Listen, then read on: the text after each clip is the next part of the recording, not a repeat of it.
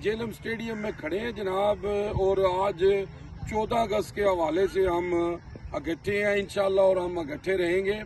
اور جناب ہمارے ساتھ جناب جیلم شہر کی عوامی سماجی شخصیت ہے، تو آئیں ان سے پوچھتے ہیں کہ جناب وہ اس موقع پر کیا کہنا چاہتے ہیں. جی السلام علیکم. جی الحمدللہ جی، میرا نام محمد ارشد احمد، ایکس بینکر ہوں میں.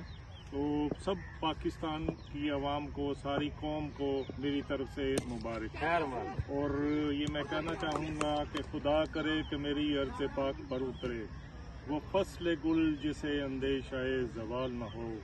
یہاں وہ پھول کھلے جو کھلا رہے برسوں، یہاں خزاں کو گزرنے کی بھی مجال نہ ہو. یہاں وہ سبزہ اگے جو ہمیشہ سبز رہے، اور ایسا سبز کہ جس کی کوئی مثال نہ ہو.